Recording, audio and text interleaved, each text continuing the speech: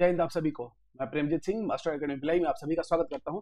और आज का टॉपिक रहने वाला है हमारा कोंडागांव जिला। अब तक हम लोगों ने देख लिया सुकमा और बस्तर को, और उसके ऊपर हम बढ़ने जा रहे हैं कोंडागांव जिला, उसके एमसीक्यूज को करेंगे।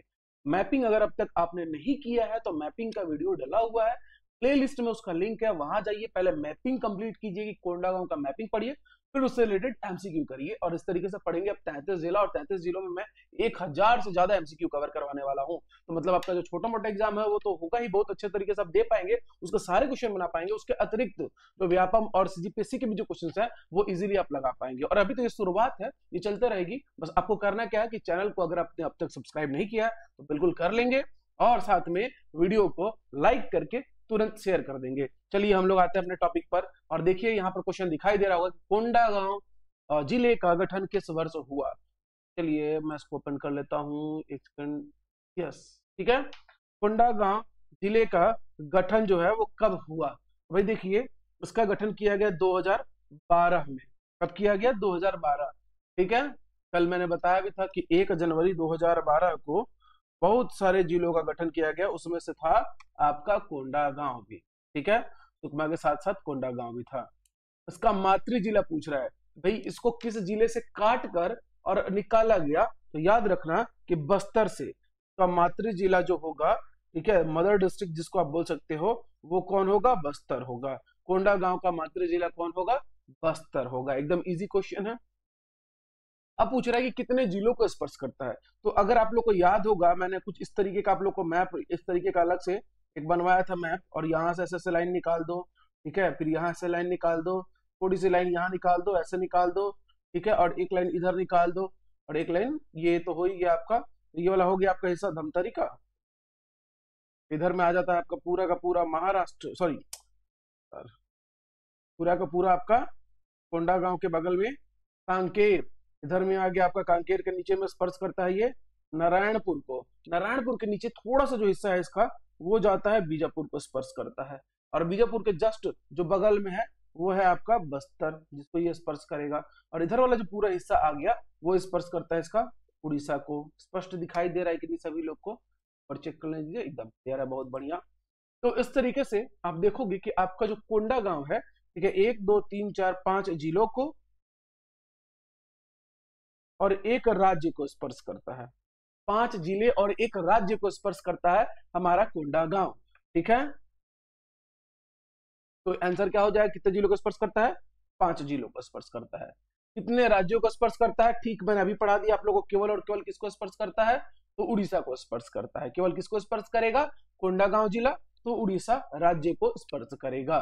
ठीक है, क्वेश्चन। हाँ, भोंगापाल किसके लिए जाना जाता है? आपको बताना है कि जो भोंगापाल है, ठीक है, वो किसके लिए जाना जाएगा। ठीक, तो देखिए, भोंगापाल में एक तो विशाल प्रतिमा है, विशाल प्रतिमा है। भोंगापाल का बात अगर करिएगा तो वहां पर एक विशाल प्रतिमा है भगवान बुद्ध की। तो यानी कि पक्का पक्का वहां पर क्या होगा? बौद्ध विहार होगा। और साथ में एक इंपॉर्टेंट फैक्ट ये भी है जानने के लिए, ठीक है, कि भाई यहां पर चैत्य टीला, ठीक है, एक चैत्य टीला है जिसको डोकरा बाबा का टीला भी बोला जाता है। जो स्थानीय लोग हैं उसे डोकरा बाबा का टीला बोलते हैं, चैत्य टीला। याद रखना कि भोंगापाल में एक तो आ गया आपका बौद्ध विहार जहां पर विशाल प्रतिमा है, और उसके अतिरिक्त चैत्य टीला है। टीला जहां पर मिट्टी इकट्ठा हो जाता है, थोड़ा सा ऊंचा स्थान बन जाता है, उसको हम लोग टीला बोलते हैं। ठीक है, ईंट पत्थरों से निर्मित एक ऊंचा स्थान जिसको हम लोग क्या कहते हैं? टीला कहते हैं। तो टीला है। एक है सप्त मातृका टीला, स्थानीय लोग इसे रानी टीला कहते हैं। स्थानीय लोग इसे रानी टीला कहते हैं। एक तो चैत्य टीला है जो कि डोकरा बाबा टीला के नाम से जाना जाएगा, और एक है आपका रानी टीला। ठीक है, चलिए नेक्स्ट क्वेश्चन। केशकाल घाटी में स्थित सीता मंदिर का अन्य नाम क्या है? सब लोग को पता है, सब लोग को पता है इसका आंसर, सब लोग घूम चुके होंगे। तेलिन माता मंदिर। क्या नाम है? तेलिन माता मंदिर। केशकाल घाटी जो है, केशकाल घाटी अब आ गया है, इसे हम कहते हैं बस्तर का प्रवेश द्वार। यहीं से आप बस्तर संभाग में एंटर करोगे, और इसमें मोड़ है टोटल कुल 12। ठीक है, कितने मोड़ है? 12। और जैसे ही आप मोड़ पार करते हो तो ऊपर में माता जी का मंदिर है, तेलिन माता मंदिर, और माता सीता को डेडिकेटेड है। तो ये क्वेश्चन घुमा के भी पूछ सकता है इस तरीके से भी कि भाई जो तेलिन माता मंदिर है किस देवी को समर्पित है, तो सीता मंदिर को है, ठीक है, माता सीता को है। कोंडागांव जिले का प्राचीन नाम क्या है? बहुत इंपॉर्टेंट क्वेश्चन है, कोडानार, ठीक है, कोडानार है कोंडागांव जिले का प्राचीन नाम। ठीक, सबसे बड़ा जल विभाजक पर्वत कौन सा है? तो भाई वो केशकाल घाटी ही है, केशकाल घाटी ही है। ये केशकाल घाटी जो है ना, ऐसे ऐसे करके, तो ये क्या होता है कि यहाँ से महानदी जब आती है, एंटर करना चाहती है, तो यहीं से इसका जो बनावट है छत्तीसगढ़ का, ठीक है, तो ये ऊपर की ओर घूम जाएगी, थोड़ा सा कांकेर वाले हिस्से से आके, ठीक है, धमतरी से, और वापस धमतरी में एंटर कर जाती है। तो एक बहुत बड़ी नदी कौन सी नदी? महानदी। दिखाई दे रहा है कि नहीं सब लोग को? हाँ, महानदी। और एक दूसरी जो नदी है, यानी कि महानदी अपवाह तंत्र की बात कर रहा हूं, उसमें आने वाली बहुत सारी नदियां। और नीचे एक है, यहाँ से बहती है इंद्रावती, और इंद्रावती जाके मिलती है किसमें? गोदावरी में। तो यानी कि जो गोदावरी अपवाह तंत्र है, इन दोनों अपवाह तंत्रों को अलग कर देता है, एक तरीके से सेपरेट कर देता है ये हमारा केशकाल घाटी। इसीलिए इसे सबसे बड़ा जल विभाजक कहा गया है, केशकाल घाटी को। ठीक है, कोंडा गांव किस नदी के किनारे पर स्थित है, तट पर स्थित है? तो कोंडा गांव जो है नारंगी। कोंडा गांव में दो नदियां है, एक है बोडिंग नदी, कोंडा गांव जिला अगर बात कर रहा हूं तब, और दूसरी है नारंगी नदी। नारंगी नदी जो है उसका उद्गम जो है माकड़ी तहसील से होता है, माकड़ी तहसील से उद्गम होता है। नारंगी, सॉरी, नारंगी नदी का उद्गम कहां से होगा? माकड़ी तहसील से। और इस नदी के किनारे पर कौन है? कोंडा गांव स्थित है। तेलिंग घाटी में कितने मोड़ हैं? तो भाई इसमें 12 मोड़ है। कितने मोड़ है? 12 मोड़ है। ठीक है,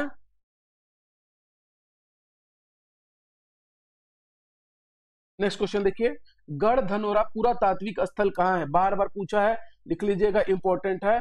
तो ये हो जाएगा कोंडा गांव। कहां पर हो जाएगा? कोंडा गांव। कहां पर? कोंडा गांव। गढ़ धनोरा कहां पर स्थित रहेगा? कोंडा गांव। अब कोंडा गांव में भी क्या है कि जो धनोरा ग्राम है, यानी धनोरा तहसील है जो, ठीक है, धनोरा तहसील, उसके जस्ट समीप एक ठो गढ़ स्थित है। ठीक है, प्राचीन ईंट पत्थरों से बना हुआ, और वो ईंट पत्थर कब के हैं, कितने प्राचीन है? तो वो लौह युगीन पत्थर हैं। कब के हैं? लौह युगीन, मतलब लौह युग के हैं। ठीक है, और यहाँ पर लौह युगीन एक पाषाण स्तंभ भी पाया जाएगा। ठीक है, लौह युगीन है, और उनका उन ईंट पत्थरों का जो टीला है धनौरा के पास में एक गढ़ के रूप में बना हुआ है, इसलिए हम लोग कहते हैं गढ़ धनौरा। ठीक है, और यहाँ एक इंपॉर्टेंट फैक्ट ये भी है कि शिव एवं विष्णु, किसके किसके? शिव एवं विष्णु के जो है 22 मंदिर। कितने मंदिर? 22 मंदिर। शिव एवं विष्णु के कितने? 22 मंदिर हैं। टोटल कितने मंदिर हैं? 22 मंदिर स्थित हैं इस जगह पर, गढ़ धनौरा में। ठीक है, तो गढ़ धनौरा आप लोग को क्लियर हो गया। गढ़ धनौरा में एक इंपॉर्टेंट फैक्ट और छूट गया था कि देखो, इसे याद रखना कि जब गढ़ धनौरा पूछेगा ना, तो एक वंश याद रखना, नल वंश। कोंडा गांव में इस वंश का प्रभाव आपको देखने मिलेगा, नल वंश याद रखना। कोंडा गांव जब भी आएगा तो नल वंशीय शासक जो था, ठीक है, इस मंदिर, जो मंदिर है शिव और जो विष्णु जी के 22 मंदिर है, ठीक है, वराह राज, किसके द्वारा? वराह राज के, नलवंशीय शासक वराह राज के द्वारा करवाया गया था। कहां पर? गढ़ धनौरा में। शिव और विष्णु के 22 मंदिरों का यहाँ पर आ ही गया। नलवंश के शासकों की स्वर्ण मुद्राएं कहाँ मिली थी? ठीक है, तो ये मिली थी अडिंगा, अडिंगा में, केशकाल के जस्ट पास में है। ठीक है, वहां मिलेंगी क्या? 32 स्वर्ण मुद्राएं, या 32 स्वर्ण के सिक्के। मुद्रा का मतलब होता है सिक्के। 32 में से 29, 1 और 2 तोड़ दीजिए। ठीक है, 29, 1, 30 और 2, 32 स्वर्ण के सिक्के मिले। पहला सिक्का, मतलब सॉरी, 29 जो सिक्के थे वो याद करिए कौन था जिसने 22 मंदिर बनवाए थे भगवान शिव और विष्णु के? तो वराह राज, वराह राज के 29 स्वर्ण के सिक्के मिले। एक सिक्का मिला भौदत्त वर्मन के नाम का, ठीक है, और एक मिला वासुदेव, ठीक है, वासुदेव, सॉरी, अर्थपट्टी,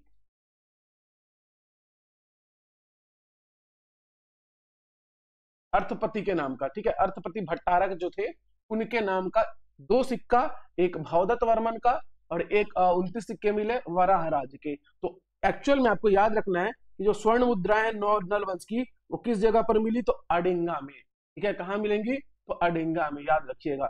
नारियल विकास बोर्ड की स्थापना कब की गई, तो इसकी स्थापना हुई 1987 में। कब हुई, 1987 में। कोपा बेड़ा, कोपा बेड़ा, ठीक है, कोपा बेड़ा कोंडागांव, कोपा बेड़ा कोंडागांव में नारियल विकास बोर्ड की स्थापना की गई। कोपा बेड़ा कोंडागांव में नारियल विकास बोर्ड की स्थापना 1987 में की गई। चलो, नारंगी नदी की उत्पत्ति होती है, मैंने आपको पहले ही बता दिया था शुरू में ही, माकड़ी नामक स्थान या माकड़ी तहसील जो है वहां से नारंगी नदी की क्या होगी, उत्पत्ति होगी। इस नारंगी नदी के किनारे पर बसेगा कोंडागांव। उत्पत्ति लेकिन कहीं और से होगी, वहां से बहते हुए आएगी। बस्तर का प्रवेश द्वार किसे कहते हैं, सब लोग को पता है, केशकाल घाटी को कहते हैं। ठीक है, केशकाल घाट या तेलिन घाट किन दो भौतिक क्षेत्रों के बीच सीमा बनाता है, तो भाई देखो पहला ऑप्शन है बघेलखंड का पठार और छत्तीसगढ़ बेसिन। छत्तीसगढ़ बेसिन और मैकल पर्वत श्रेणी, मैकल पर्वत श्रेणी चले जाओ आप, आपका कबीरधाम, दुर्ग संभाग में कबीरधाम, कबीरधाम के ऊपर मुंगेली उंगेली से जो ये पूरा है वो मैकल पर्वत श्रेणी है। ठीक है, और छत्तीसगढ़ बेसिन का बात करें तो ये जो आपका पूरा छत्तीसगढ़ बेसिन, मतलब इसमें समझ लो कि धमतरी इधर से मिलाते हुए आपका दुर्ग संभाग का हिस्सा ये छत्तीसगढ़ बेसिन में आ जाता है। और अगर बघेलखंड का पठार बोल रहे तो ऊपर की ओर चल जाओ, नागपुर का पठार का जो हिस्सा था ना, मिल के आके जो रास्ते मिली थे हमको झारखंड से, तो उसको छोड़ के थोड़ा सा और ऊपर से मिलाओगे तो बघेलखंड का पठार, मतलब पढ़ाऊंगा मैं उसको, बट यहाँ पर आपको बताना है कि किन दोनों को केशकाल घाटी अलग करता है। तो जाहिर सी बात है छत्तीसगढ़ का मैदान महानदी अपोहा तंत्र वाले जो है वो छत्तीसगढ़ बेसिन में आ जाते हैं लगभग। ठीक है, और नीचे जो रहता है वो हो जाता है आपका बस्तर का पठार। तो यानी कि इन दोनों को अलग करती है छत्तीसगढ़ बेसिन और बस्तर का पठार को केशकाल घाटी। बस्तर पठार में आपको गोदावरी अपोहा तंत्र देखने मिलता है, छत्तीसगढ़ बेसिन में आपको महानदी अपोहा तंत्र मिलता है। महानदी और गोदावरी अपोहा तंत्र का जल विभाजक, ये क्वेश्चन भी पूछ लिया। ठीक है, कौन रहेगा, केशकाल घाटी, कौन रहेगा, केशकाल घाटी। छत्तीसगढ़ का सर्वाधिक लिंगानुपात कौन से जिले का है, तो भाई कोंडागांव जिले का। ठीक है, कितना है, तो 1033 महिला है 1000 पुरुष पर, मेल की संख्या है 1000, तो फीमेल की संख्या है 1033। ठीक है, आप लोग कमेंट करके बताना कि हमारे भारत देश का लिंगानुपात कितना है, कम है ये। ठीक है, पुरुषों की संख्या में स्त्रियों की संख्या, महिलाओं की संख्या कम है, तो कितनी कम है। ठीक, सहकारी मक्का प्रसंस्करण केंद्र स्थापित है, तो ये कोंडागांव स्थापित है, कोंडागांव तहसील में ही स्थापित है। ठीक है, कोंडागांव जिले में कौन सी शिल्प कला प्रसिद्ध है, तो कोंडागांव जिले में घड़वा कला, और एक नाम याद रखना, जयदेव बघेल, जो घड़वा शिल्पकार हैं और बहुत प्रसिद्ध हैं। ठीक है, उनकी जन्मस्थली है कोंडागांव।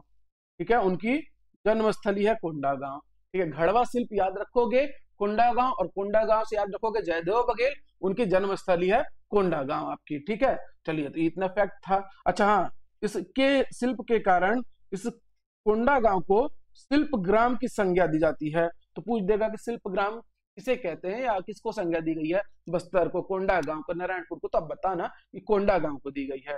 ठीक, नेक्स्ट क्वेश्चन है जटायु शिला कहाँ है। देखो, जटायु शिला है आपके कोंडागांव में, ऑप्शन नंबर बी इस क्वेश्चन का सही आंसर हो जाएगा। बोरगांव है कोंडागांव में, बोरगांव, तो बोरगांव के समीप एक रामायण कालीन स्थल है, रामायण कालीन स्थल, जहां पर ऐसा माना जाता है कि रावण और जटायु का युद्ध हुआ, जटायु जी पराजित हुए, माता सीता का हरण कर रहा था रावण, उनको रोकने गए जटायु, जटायु ने युद्ध किया, चलो रावण रावण था तो पराजित हुए, तो रुके रहे, राम जी से मिले वो, तो राम जी और जटायु जी का मिलन हुआ था। ठीक है, और वहीं पर जो है जटायु शिला है। ठीक है, रामायण कालीन स्थल है। रामवन पथगमन जब हम लोग पढ़ेंगे तो उसमें भी हम लोग इसको रिपीट कर लेंगे। ठीक है, कोंडागांव किस राज्य को स्पर्श करता है, जाहिर सी बात है कोंडागांव किसको स्पर्श करेगा, उड़ीसा को स्पर्श करेगा। तो ये देखिए पीडीएफ पूरा बना हुआ है, ये आपको एप्लीकेशन जो है, आप लोग एप्लीकेशन डाउनलोड कर लेंगे मास्टर एकेडमी भिलाई का, वहां पर आपको बैच रहेगी, वहां पर मिल जाएगा, और बहुत अच्छे तरीके से सारे क्वेश्चंस को एक साथ करके भी मैं दूंगा, और वहां पर भी आपको वीडियो अपलोड हुआ मिलेगा। यूट्यूब में चाहिए तो यूट्यूब में तो ऑलरेडी मैं डाल ही रहा हूँ फ्री में, और वहां पर भी पीडीएफ और वीडियो मिल जाएगा। वीडियो जो भी जैसा भी लगे आप लोग कमेंट करके बताओ, मैं बना बना के ले आऊंगा, और किस सब्जेक्ट का चाहिए उसका भी बना के ले आऊंगा, बट जरूरी है कि आप लोग कमेंट करो, बताओ, वीडियो को लाइक और शेयर जरूर करो। ठीक है, चलिए, तो अगली मिलेंगे नेक्स्ट क्लास में, तब तक के लिए जय हिंद, जय भारत, जय सत्य।